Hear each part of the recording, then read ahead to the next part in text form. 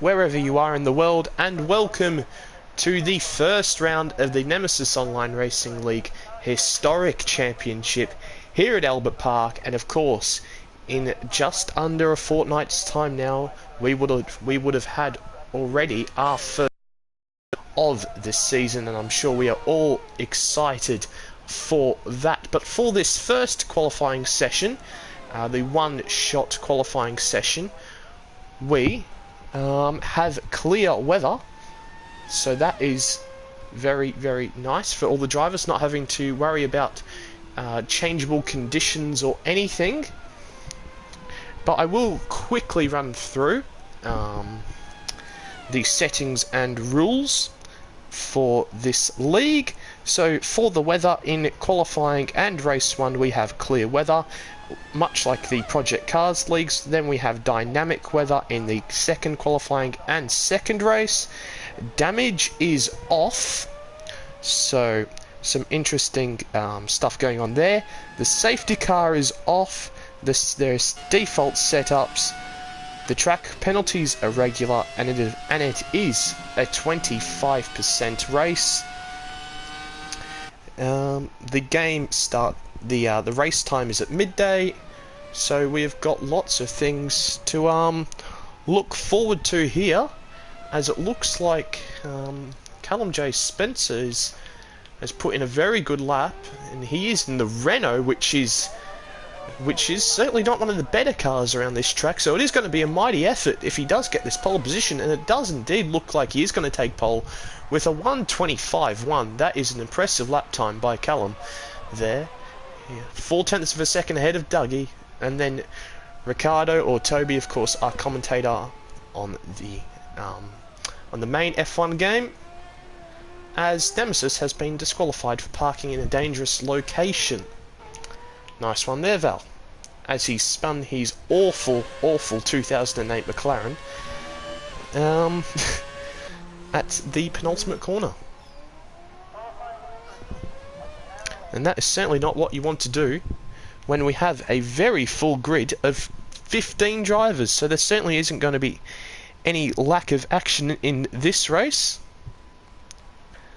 And I am certainly looking forward to getting this championship underway. But it is Callum J. Spencer taking pole position in the 2008 Renault, of course the championship winning car of Fernando Alonso, the Dougie Aframan and Ricardo F1 in the Brawn, with Anel Tanovic in the 2004 Ferrari. So Anel certainly looking to get a good start off in this championship. And interestingly, a few people choosing the 1998 McLaren there, which is the slowest out of the cars which you should be choosing. So some interesting strategies going ahead there, as we are just loading into the session for the race. I don't know if there's a formation lap actually, because I know when I'm racing, the formation lap is the worst thing in the world. It's awful, and I tend to get disqualified for going too slowly, which a few people have famously complained about, which was quite hilarious. But we are waiting for people to choose what, well, they can't choose what tyres they're going to be on, because there is only one set of tyres which you can start on. It'll be more about how much fuel is in the car and what setup they are indeed running. But it looks like we are going to just get straight ahead into the action here. And we are lights out and away we go. Oh, and there's a Ferrari spinning off at the start. Is that Anel Tanovic? It is indeed disaster there for Anel Tanovic, as we have Ricardo F1 taking the lead into turn 1 after the chaos at the start, which has seen Callum J. Spencer drop down the field into 8th place. An absolute nightmare of a start. And as we look further back, we have a multiple car battle in the background there, a car going off the track as well. Wow, what a chaotic start we have had to this race. Oh, and there's a Brawn gone wide there. You don't want to be going wide in that corner, because it can end in disaster. I believe it was Lord George or one of them. Or as we have some yellow flags further back. G-Man, it looks like he's gone into the gravel. He's got some gravel on his tyres. It's an absolute chaotic start here, as we are expecting, with so many drivers on the grid. But it is Ricciardo F1 who has had a brilliant start here to this race, leading by a whopping 1.6 seconds already, with Danny Bin Lahar in second place. But it looks like Lord George and Dougie Aframan are squabbling over this third place. Oh, and Dougie thinks about going for the dive. Oh, Lord George struggles over the curb there, but he's managed to maintain the position for P3 there for the time being. We'll see if Dougie Aframan can do anything about that, as there seems to be some sort of train forming behind these two as they are squabbling over each other. But after the first lap, much like the Brawn in the 2009 Grand Prix, he has a whopping lead of over 2 seconds. It's not quite the lead that Jenson Button had, which was 3.5 seconds after the first lap. But wow, what a lap that is. And it looks like Lord George has made some sort of mistake, as I've missed the action there. Apologies for that.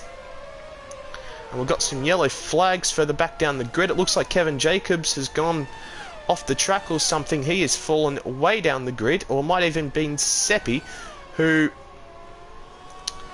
Interesting car choice there, is all I'm going to say. But we will move back onto this battle for third, which we have between many drivers, and I am going to now get all my timings sorted. So as you can see, the big winner from that first lap was Danny Bin Lahar, after he had not the greatest qualifying, but gaining 5 positions on the opening lap, as well as Galactic Skull, who has had... Oh, and there's a big tangle there! There's a 4-car pile-up, and thankfully no damage is on, but that is Lord George, Death Stairs, Callum J. Spencer, and someone else who has been caught up in that accident. Oh, dearie me, that is not what you want. That is such a difficult corner on this racetrack, and it is claimed victim to 4 drivers. We have had a 4-car pile-up there. Thankfully, because of there being no damage, they are not out this race. Oh, and the Ferrari of Anel Tanovic has dove down the inside of the second to last corner and has tapped the Brawn, and it looks like Anel just cannot stay out of any incidences. Oh, and trying to get the car going again, he's spun it. Poor Anel Tanovic. He cannot catch a break, that man. Oh, and someone else is going for a spin, and Ragno, then he's been collected. Oh, dearie me, it has not been a good day for Ragno or Anel Tanovic. But as we've been speaking about that, Ricciardo F1 now has a 4-second lead over Danny Bin Lahar. He is just capitalising on what has been happening as Ragno, not too surprisingly, retires from the session after he did get collected on the main straight by Seppi, I do believe it was. But the big gainer out of all of that crazy contact was Galactic Skull. No, Galactic Skull avoided that. He was already in 4th place, I believe. But the big gainer was Nemesis Racing, who was just at the bottom end of the points, but has now gained 8 positions since the start of this race, and is up to P5. And I was about to mention how Callum J. Spencer had been the biggest loser from the first lap, as he had lost a whopping 8 positions after he started on pole. And not sure exactly what happened. It was a very chaotic start, as we had Anel Tanovic spinning off the line. Absolute chaos here, and we've got another yellow flag somewhere here. What's going on in Sector 2? Well, it's only been the leader in Sector... No, not even the leaders in Sector 2. As Galactic Skull, or Dougie Aframan, I apologise, goes into the wall there. A bad mistake there. You can't be going over that outside curb. Just coming to the end of the first sector, underneath the trees here at Albert Park.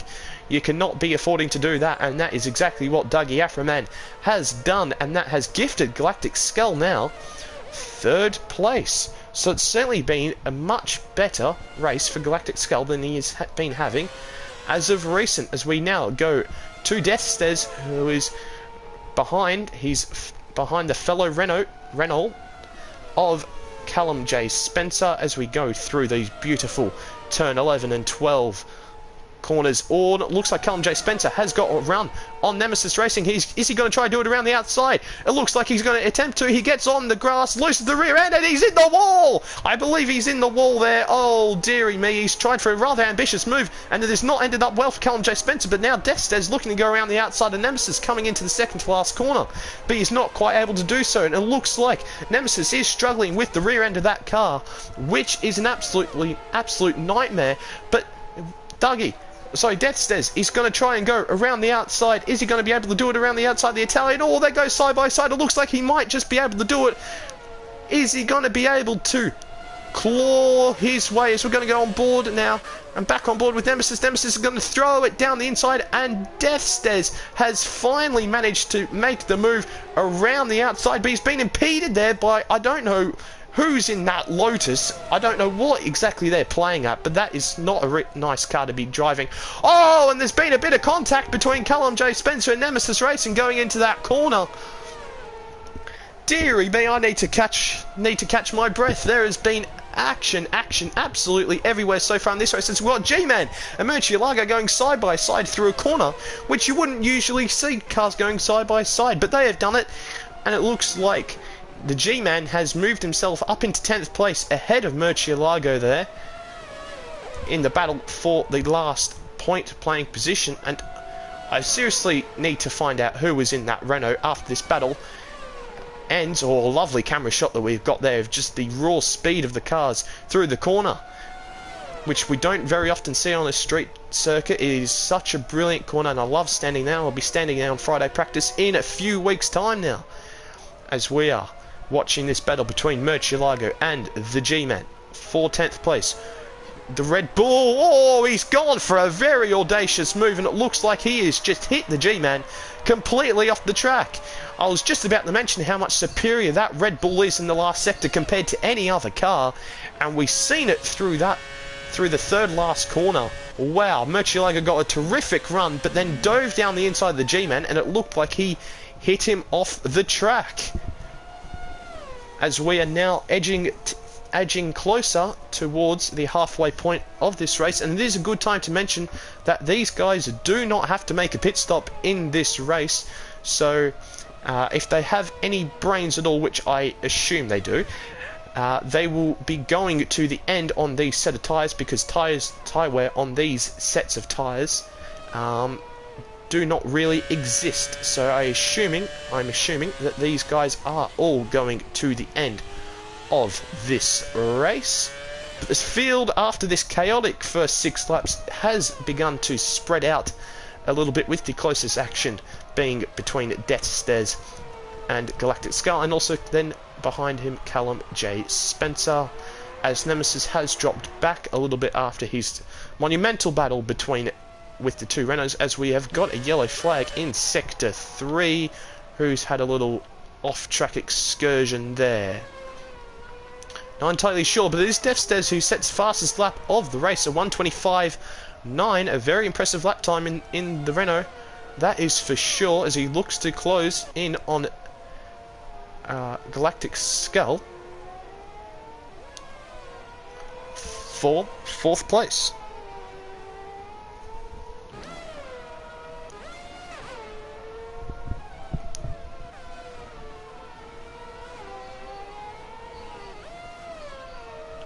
But of course, we will go now to the man leading this race by a comfortable 5-second margin at the moment, and that is Ricardo F1. Oh, and there's a yellow flag in Sector 3. Who's had an off-track excursion? That is Seppi. I'm not sure what he's playing at in that car, to be honest with you. That's just throwing potential points away, as he's then just going off the track to avoid other cars. And it is Testomeister who... I know exactly what's happened to Testomeister. He's joined the session, and it's just put him in that Lotus. So poor Testomeister, he's just running around here hoping that some guys have some issues up ahead, and he's managed to scrap some points as Lord George very late on the brakes there into the second to last corner on Nemesis Racing, as he's looking to set up a very nice run on to the Walker straight here down into turn 1. Is he gonna? He's going to look around the outside. Is Lord Jord, as hopefully that gives us a better camera view.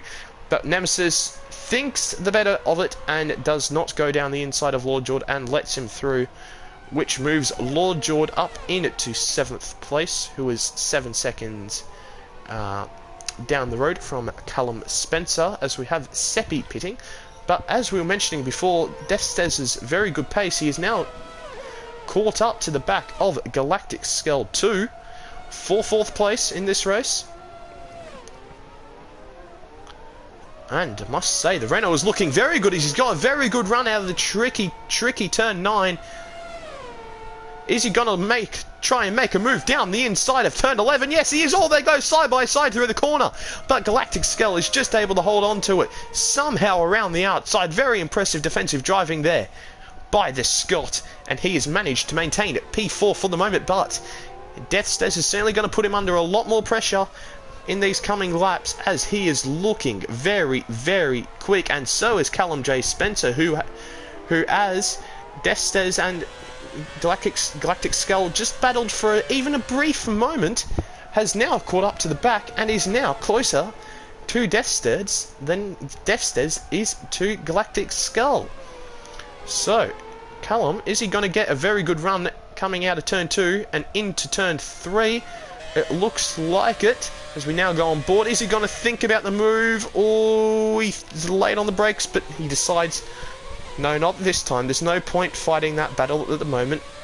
Let these guys squabble up ahead and maybe... Oh, that was very dangerous by Testomeister, sitting right on the apex of the corner. That's not how you get out of the way of traffic there. And that has cost Callum J. Spencer at least half a second in this battle, which we are seeing up ahead between Deathstez and Galactic Skull 2, as we'll go on board with Deathstez now, as we're coming down turn 10 and into the fast turn 11 and 12 complex. Ooh, and Deathstez, you don't want to be going there. It's a very difficult... If you go over there, go over that curb, you could lose the rear end. Oh, and I did not see that. Callum J. Spencer's just gone up the inside of Deathstez.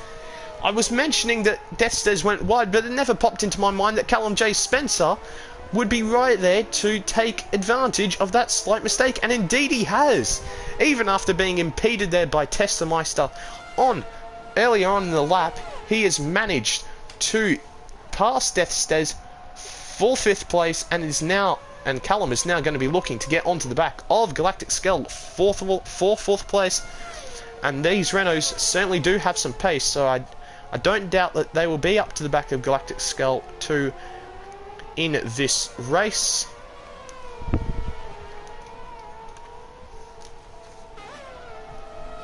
Beautiful camera shot just coming through the end of the first sector here at Albert Park.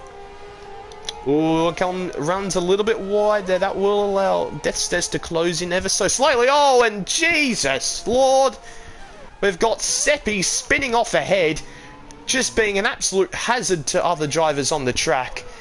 I mean, I don't know if he's joined late like Testomeister has, but come on, be sensible on the track in front of drivers who are racing for important points when you are 13th and 1 lap down. Come on. Get it together.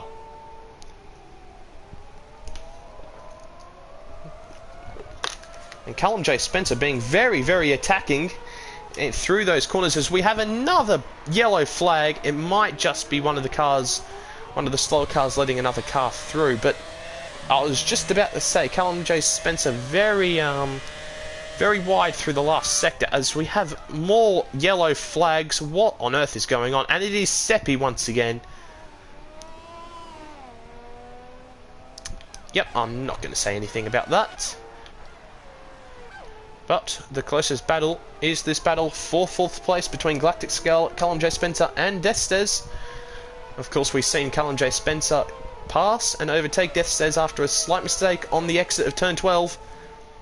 And we haven't quite seen what we thought would happen here, with Callum J. Spencer closing up to the back of Galactic Skull. Hasn't quite happened. And Deathstez is starting to close back up to Callum J. Spencer ever so slowly. So I think we could be seeing another battle between the Renaults here. in the coming laps, as Callum is closing, sorry, Deathstairs is closing quite a lot on Callum J. Spencer. Coming into turn 12, oh, and it's Callum who runs a little bit wide. But I don't think Deathstairs will be close enough into turn 13. No, he will not be. Ooh, both the Renaults absolutely pushing the limits there. Oh, as Galactic Skull goes off onto the grass, and this will surely allow Callum J. Spencer the opportunity to overtake him down into the first corner as they come down the Walker Straight now. Callum J. Spencer goes for the inside. Is he going to get the move done into turn 1? Yes, he is. Oh, it looked like Galactic Skull was going to go side by side. Wanted to go side by side, but the door was closed firmly by Callum J. Spencer. A very aggressive and brilliant overtake there. Oh, and Deathstairs is trying to go around the outside of Galactic Skull. Is he going to be able to quite do it? No, he is not. He's not able to stick it around the outside of turn 4, which is certainly going to be a hard place to overtake. But we have seen a mistake by Galactic Skull at the second to last corner. The tricky 90-degree corner, the tricky slow hairpin, the slowest corner on the circuit. And he has succumbed to that corner like many drivers have, including Sebastian Vettel a couple of years ago in real life. And that has cost him his 4th place to Callum J. Spencer, who only a couple of laps ago found himself in 6th place, but a couple of mistakes by Deathstairs and Galactic Skull has promoted him to P4. And when the opportunity is there, you have to take it, and indeed he has taken it. Very good driving by Callum J. Spencer. But speaking of very good driving, Ricardo F1. Usually the man in the commentary box is absolutely dominating this race at the moment. 7.5 seconds ahead of Danny Bin Lahar, who is of course one of the favourites for this championship. In my eyes, at least, he's a very quick driver and was able to challenge, of course, Chaz and I in the normal F1 season. And of course, I expect Ragno to challenge as well. Ragno was very quick as well in the regular season, but sadly he had a bad start. He had a bad qualifying by the looks of it as well, and just was not able to get it together. Got caught up in some incidents like Aneltanovic always somehow manages to do. Poor guy just can't stay out of trouble, and those two are retired from this race, as we have Seppi and Testameister 2 laps down. Sadly, Testo couldn't really do anything about it, as he hadn't been on the game since the last race of the season in the normal F1 2018 championship with the 2018 cars. He hadn't been on the game since then, and there's been an update. So he was downloading an update. And Galactic Skull, has he had an excursion? Yes, he has. He's been in the kitty litter, he's been on the grass, as we can see there on the tyres. And now Deathstairs is up into P5 ahead of Galactic Skull, and Lord Jord might soon close up to the back of Galactic Skull, as Galactic Skull does have some stuff on his tyres. But Dougie Aframan, I'm not entirely sure what's happened here. I haven't seen this gap this close, but he is really catching up to the back of Danny Bin Lahar, just as I was talking about him being one of my favourites heading into this championship. Of course, it's very hard to predict with the drivers being able to choose a different car for every single race. Of course, you can't choose the same car twice. I mean, you can't use you can only use one car per round, so of course one round will be the 2 races, as of course we have the first and then the second race here at Albert Park this morning for me in Australia.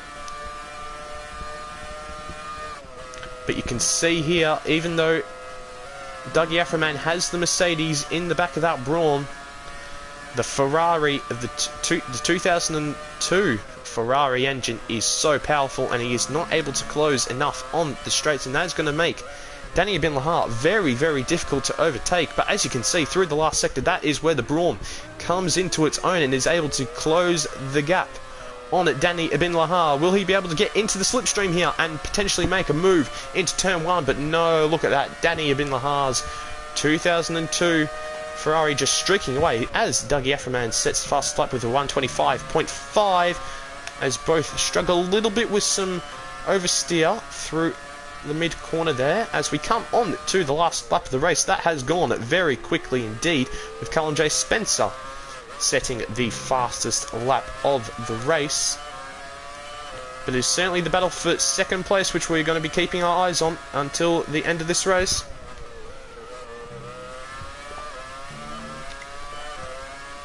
But Dougie Aframan is going to have to make the move in one of the corners. He's certainly not going to be able to overtake Danny Bin Lahar on in the straights.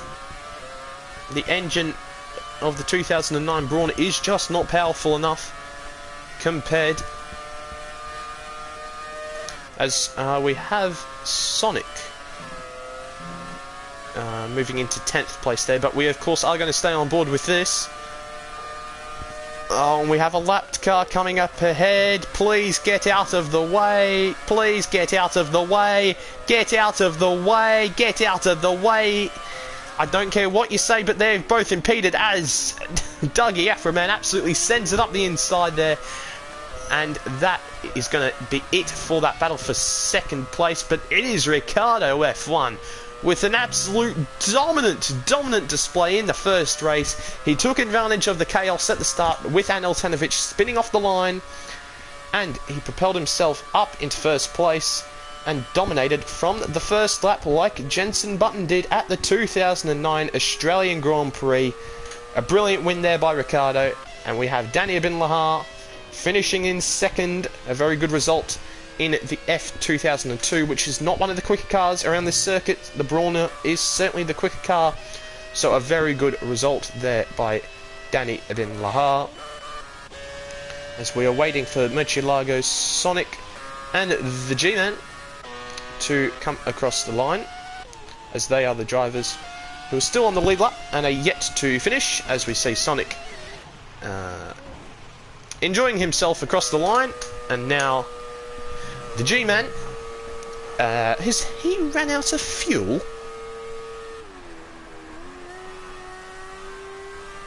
He has run out of fuel. The G-Man has run out of fuel. Oh dearie me. Oh dear. Upshift into second, mate. It makes it go quicker. Upshift. Upshift. You go quicker. Upshift.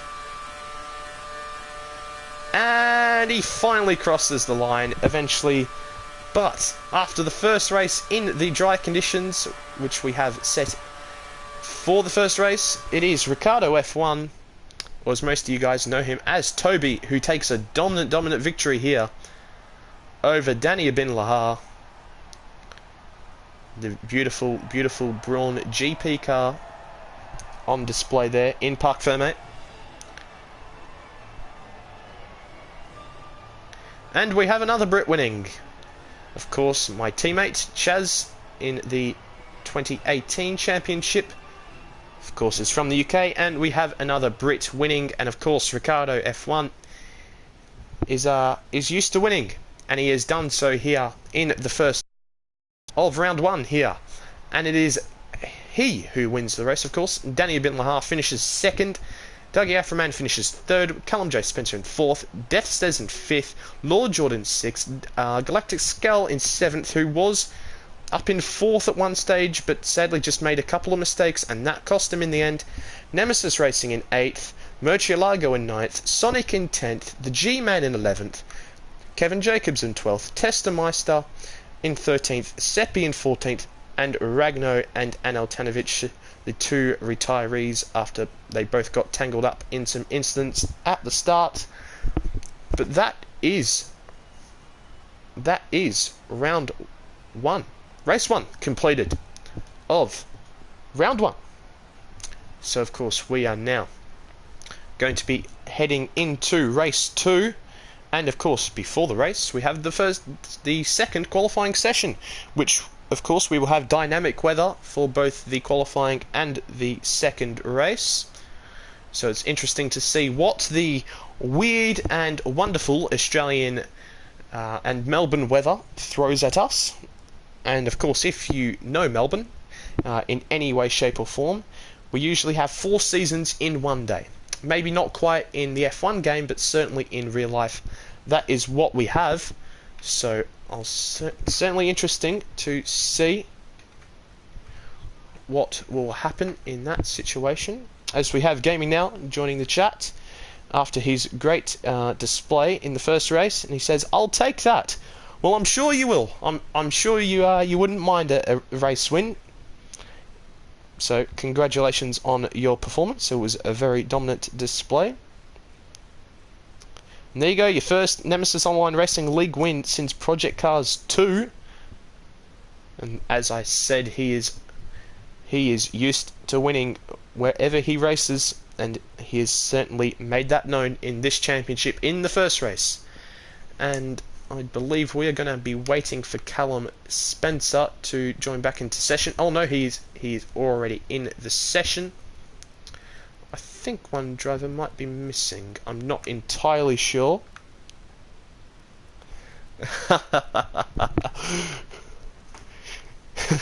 Thank you, Toby.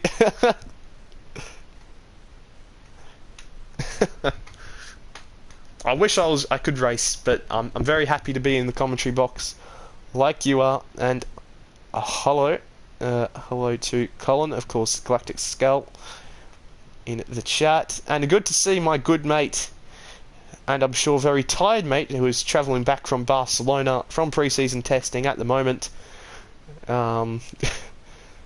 saying Anel did what K-Bag almost did in Oz in 2014, and indeed I was witness to that. In the grandstands right at the start, so right at the start finish line, it was indeed quite spectacular to see Kevin Magnussen nearly absolutely spin the car like an absolute maniac off the start. Galactic Cell saying poor Tester has to stay in that car. Oh no! Are you kidding me? Are you kidding me? Are you kidding me? Oh no, if he actually has to stay in that car, I feel so sorry for the guy. If he actually has to stay in that car. I mean, he would have had to run the 1998 McLaren at some stage, which is about 5 seconds off the pace of the other 8 cars which you run, which of course are the 2010 Red Bull, 2009 Brawn, the 2007 Renault, 2007 Ferrari, 2008 McLaren, 2006 Renault, 2004 Ferrari, 2003 Williams, which of course we haven't seen in this race, and the 2002 Ferrari. It is about 5 seconds adrift from the pace, so I don't think it will hurt him too much in the long run. But that is that's quite a shame that he's not going to be able to have a real crack at it here in Australia, as Valerio, or as we all know him, Nemesis Racing, is just setting up the changes, putting on the dynamic weather, as we are just waiting to get to head into the in the first race. Oh, sorry, the second qualifying session and the second race.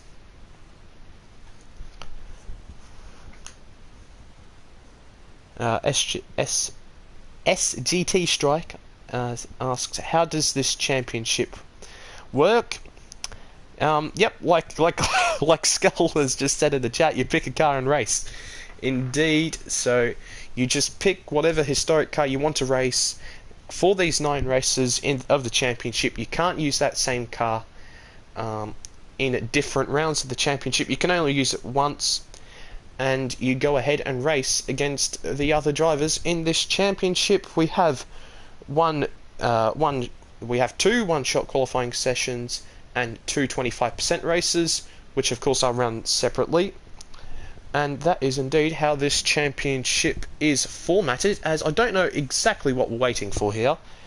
I'm just sat here chatting a whole load of waffle at the moment, as we're just trying to pass time here before this race does start. I'm not entirely sure what is going on in the chat, so if someone can inform me, that would be very nice.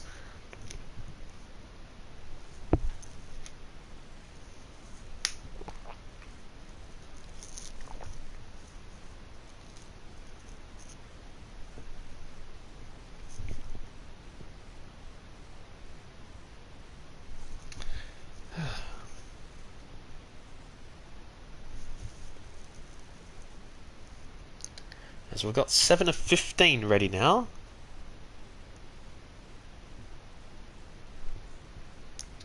Kevin's saying, I will pick my slowest car now. I don't know what you mean by now, but you can't change cars, but I know what you mean. You're running in the 1998 McLaren for the first race, which isn't the worst, isn't the first thing. Yep, yeah.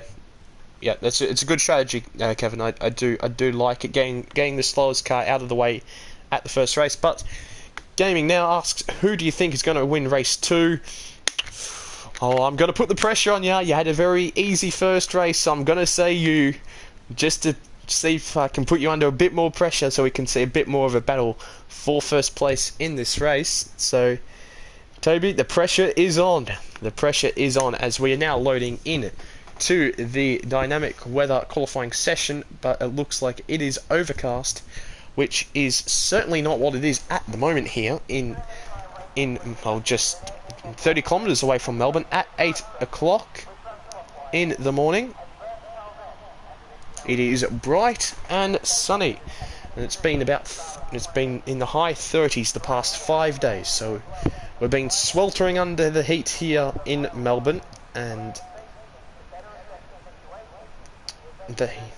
these guys will certainly be not at the start of this qualifying session.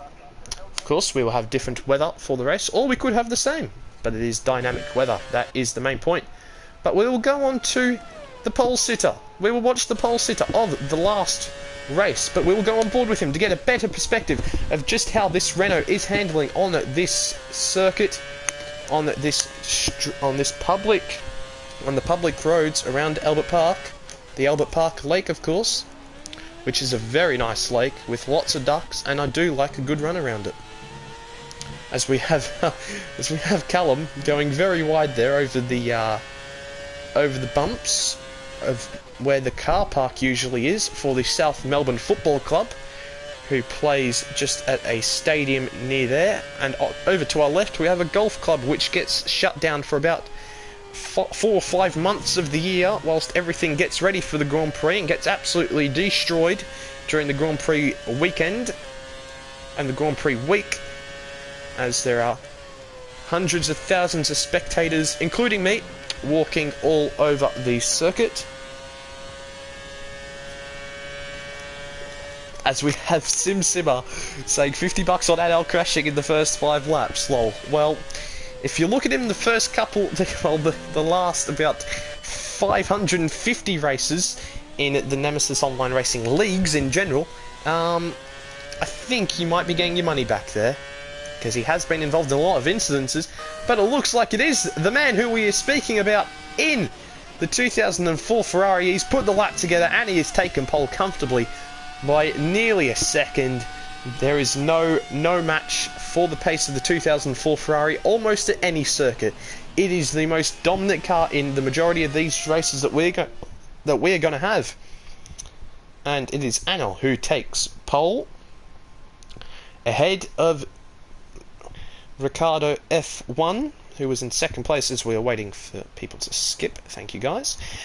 And we, of course, have the very quick Callum J. Spencer in third, Lord Jordan fourth, Dougie Afroman in fifth, Death Stez in sixth, Galactic Skull 2 in seventh, Danny Bin Lahar, of course, who finished second in the last race, in eighth, Ragno in ninth in the 2007 Ferrari, Murcielago in his trusty RB6 in 10th, Nemesis in 11th, Kevin Jacobs in 12th, Sonic in 13th, Seppi in 14th, and looks like Testameister has just given up on life after he was going to be forced to use that Lotus, which unfortunately he joined in.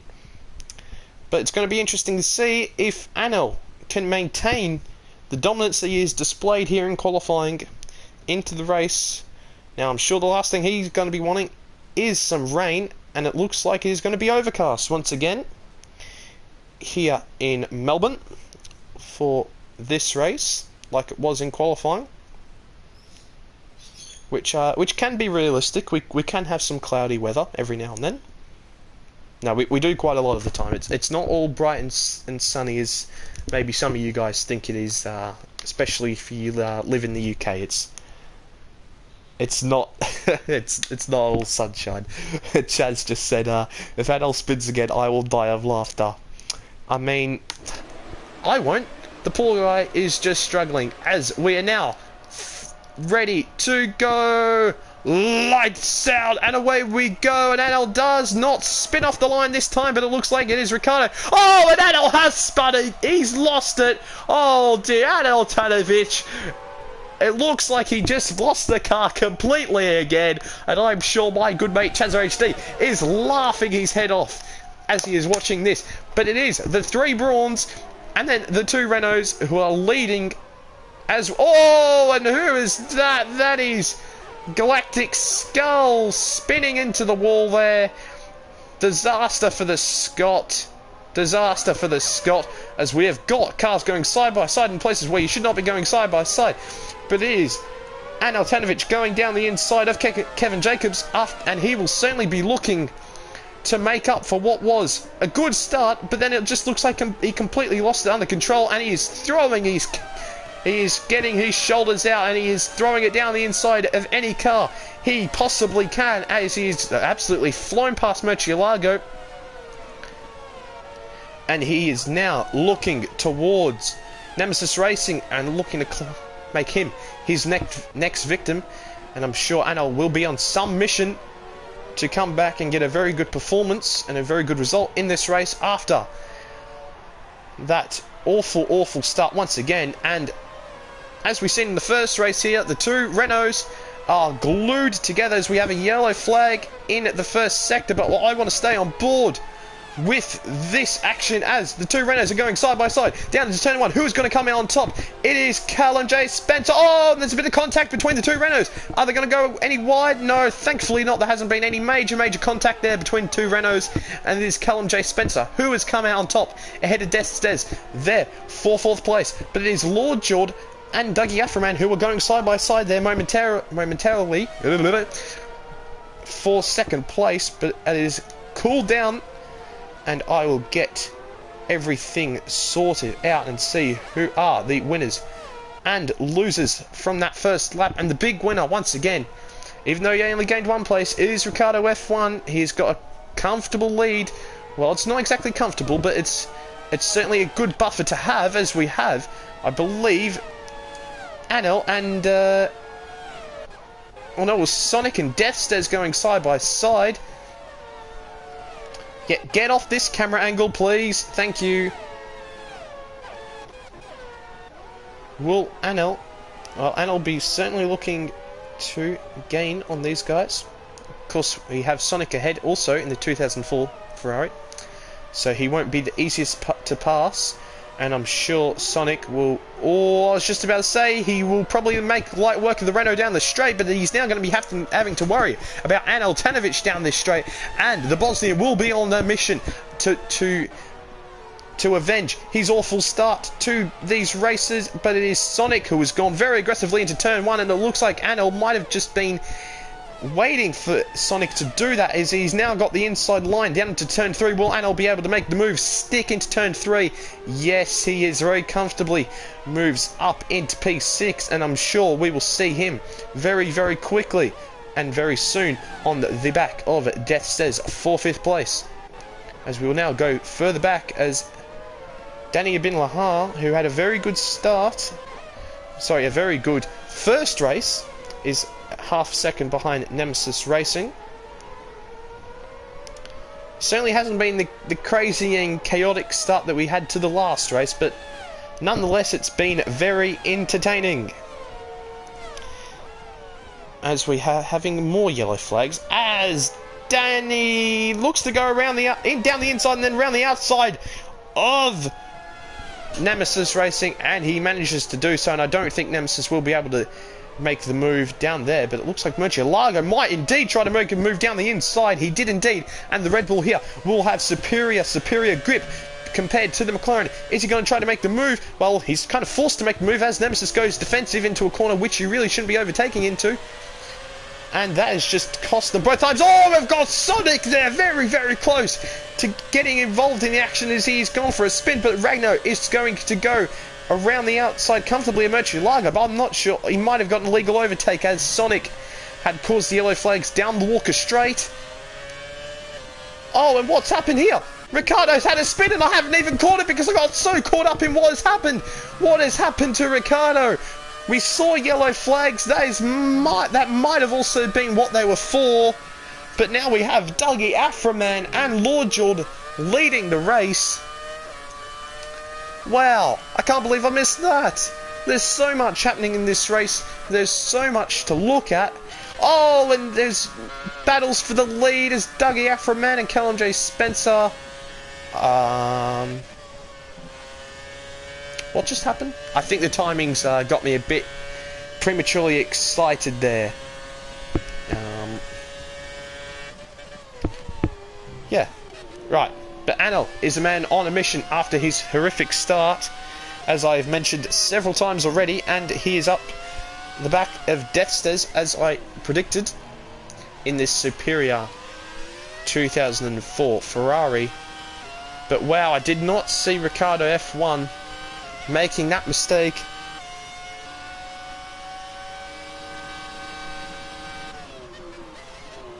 Oh, okay. Right, the timing's glitched, and Anil has made light work, as I predicted, of Deathstairs down the straight and into turn 1.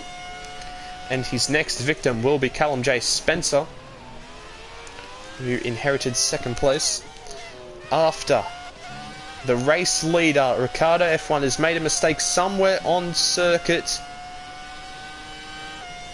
It could have been in turn 11 and 12. It is a very difficult part of the track, and it's certainly an area of the track where you can lose it. Certainly more than anywhere else in the track. So I believe that is where he might have made mistakes, and I'm sure he will tell us later on. So we're going to go backwards here towards Galactic Skull and Nemesis, as Galactic Skull has absolutely thrown it up the inside, but with the superior traction that the Brawn has compared to Nemesis, he's going to make it easy work in Nemesis, and I don't know exactly where Nemesis has ended up. He's ended up behind Sonic and Ragno, so looks like Nemesis got an absolute shocking run out of the corner and has lost several positions to Galactic Skull, Sonic and Ragno. And of course, the 2007 Ferrari of Ragno and the 2004 Ferrari of Sonic are going gangbusters, having a major battle. But Nemesis says thank you very much to Ragno as he goes down the inside. But wow, look at this superior traction. Of course, the 2007 Ferrari has traction control. The 2008 McLaren does not. But will Nemesis try to throw it up the inside? No, he doesn't. He thinks better of it. He thinks there's no point risking anything 6 laps in. Although we've certainly seen him not shy of making a move. So I'm sure at some stage in this race we will see the Italian make a dive bomb on someone, as Anel Tanovic really is closing the gap to Callum J. Spencer. And I'm sure if he doesn't make any mistakes, very soon he will be in the lead of this race, as we can see there just how superior the 2004 Ferrari is compared to any other car. Absolutely zooming past Callum J. Spencer down into turn 11, and now he has his sights set on Dougie Afroman for the lead of this race. All he has to do is keep it on the track, and he will surely be favourite to win this race, as we have got more yellow flags behind. It looks like Ragnar has gone for a spin. There's been some contact there coming out of the turn 11 and 12 hairpin. I don't know who with, but that is certainly not what you want. If you're Ragnar, he's certainly not had a great start to this race, as we've got more yellow flags. It's yellow flags galore in the last sector, as indeed Ragnar, with the grass on his tyres, is struggling, and it looks like it'll be only a matter of time before he probably retires from this race. And there you go, he has left the session indeed. Disappointing first round for a man who I think is going to be in the title fight, even after he's going to be scoring no points at all in the first round of the championship. I still think he will have a say in this championship come the latter stages. But we are on board with Deathstairs, who is... We just can't separate the two Renaults at the moment. He's got Callum J. Spencer ahead of him, and they've seemingly been together all race long in both of the races, as Anel Tanovic now really is closing up on the Brawn GP of Dougie Aframan. And I'm sure if Anel doesn't make a mistake here in the last corner, he will be absolutely zooming past the Brawn in the straight. Maybe not now, he didn't have exactly the greatest exit, but in saying that, look at the power that the 2004 Ferrari has. Anel's looking to go around the outside, isn't going to be able to quite make it stick, but Dougie does go a little bit wide, which will compromise his run down into turn 3, but the power of the 2004 Ferrari is surely going to mean Anel is going to get in the first place, but no, Dougie defends very, very defiantly. Oh, and Anel loses the rear end, and that's gifted Callum J. Spencer second place, and now Dead Says has forced his way up into P4, sorry, to P3, and Anel is down into P4, and oh, you don't want to be going across the curbs there.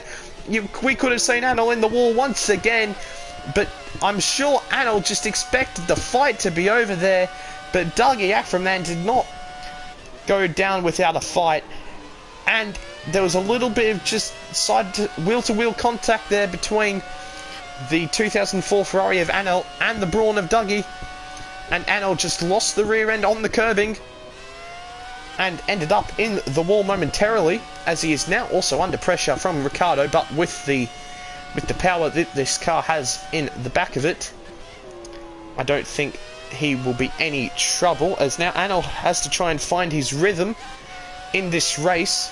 He's certainly got lots of laps still left to win this race, and surely his pace, he surely has the pace to win this race.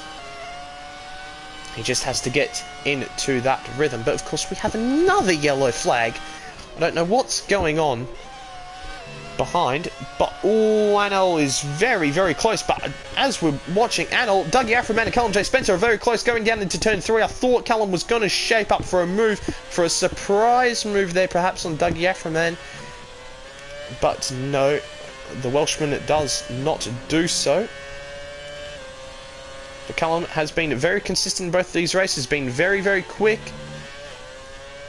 and he is looking to claim victory here. Very, very good on the brakes. There is Callum J. Spencer into the ever tricky turn 9, but not able to make any real inroads on Dougie Aframan, as he did get a little bit too close. But now through turn 11 and 12, is he going to be able to make a more? He cuts the corner ever so slightly, but it's not really a bad cut, as it looks like he's going to try and go around the outside of the Renault, of the Brawn. No, he's not going to be able to quite make the move stick, as the top 5 are certainly closing in on each other, as we have the whole entire top 5 in one shot. This is what I like to see, ladies and gentlemen. We're going to have a mega final few laps to this Grand Prix, as we have Dougie leading from Callum J. Spencer, and then we have Deathstairs, and then Anel Tanovic going down the inside of the Renault. Is he going to be able to make the move stick? Yes, he will in the end. Just the power of the 2004 Ferrari. Deathstairs is not going to be able to do anything about it, and that promotes Anel up into P3. Of course, we have seen him in this position before, as the Brawn of Ricciardo and Deathstairs are going very close and side by side through a corner which you should not be going side by side. But it looks like there has been a mistake, and it looks like Callum J. Spencer has been let through by Dougie Aframan for the lead in this race. Oh dear, what's happened to Dougie? What has happened to Dougie? Oh, Anel Tanovic very rashly has outbroken himself and gone off the track, and he's gone spinning! Anel has gone spinning around once again. Oh dear, Anel. He went for a very, very late move for second place. He went off into the grass and spun it once again as he tried to come back on circuit. Oh dear, Anel, you have so many laps left in this race. He didn't need to make a rash move, and that's exactly what he did. And that has just gifted Ricciardo and Deathstairs a couple of extra places, but I am sure with the pace that Anil has in that Ferrari, that he is going to be back on the rear of these guys by race end. As after Dougie Aframan made a mistake, which we seen just in the background, in the foreground, sorry, he made a mistake, and that allowed Callum J. Spencer to make the move for P1. It was towards the end of the first sector that Dougie Aframan made the mistake, and well, that excitement just out of nowhere. That was brilliant, and I certainly need a gulp of water after that. As I'm sure you guys heard, my throat went after that. That was some incredible action, and I'm sure we are not finished here, as we do have the two Brawns closing in on each other. Of course, Ricardo F1, our race winner of race 1, closing in on Dougie Aframan, and of course the Renault of Deathstes looming behind, looming ever larger. And it looks like Ricardo's got a brilliant run compared to Dougie Aframan, as Kevin Jacobs, he's kind of got in the way there. There's nothing he could have done. I think Ricardo had a very good run there. He could have potentially dove it up the inside of Dougie. There's really nothing Kevin could have done there either. He was getting out the way. It was just a shame that Ricardo had got such a great run there on Dougie out of turn 11 and 12 that Kevin was just there. Nothing that they could have done, but Ricardo certainly is looking very good in this race, as we've of course seen him in race 1. But is Anel Tanovic, who is now trying to come back to these guys for a third time now, as he is closing in on Deathstes. And once again, as Callum is running away with it a little bit at the front, the top 5 are getting close once again on Anel. Don't touch the grass there, son! As he goes over the curb, I'll wince for the man. I don't want to see Anel spinning again. He has the pace to win this race, but can he translate it into the result that he should probably get? It remains to be seen. It certainly hasn't looked like it so far, as he's made too many mistakes so far. But will Anel be able to go down the inside before turn 11 and 12? No, he's thought better of it. But we'll go to the action ahead with the bronzes. Ricardo's right up the rear end of Dougie Aframan. He's going to go try down the inside of turn 13. He's not quite been able to do it. And Ricardo's gone spinning. He's just touched the rear end of Deathstes, and they've gone Dougie Aframan, and they've gone spinning, and that promotes Anel up into third place, who at the same time got it done on Deathstes, but Deathstes has chucked it down the inside of the second to last corner, and now is trying to go around the outside. And has he had a little spin? No, he hasn't, but with the power that the Ferrari has in its engine, Anel's going to be able to pull away from Deathstes, and now look forward to Dougie Aframan in second place, who sadly Ricardo just tapped the rear end of, and very Sebastian Vettel-like went around for a little spin there at turn 13. And now we see Ricardo all over the back of Deathstes as we come through the end of the first sector and now into the second sector. But we have another yellow flag. There's been so many yellow flags in this race. But Ricardo looking very strong here.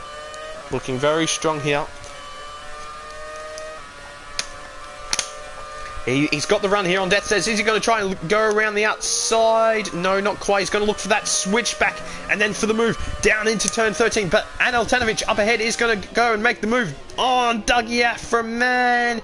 Has he made the move stick? Yes, he has indeed, and has Ricardo made the move stick on Deathstes? Yes, he has indeed. So both Ricardo and Anel Tanovic gain a spot there on Dougie Aframan and Deathstes respectively.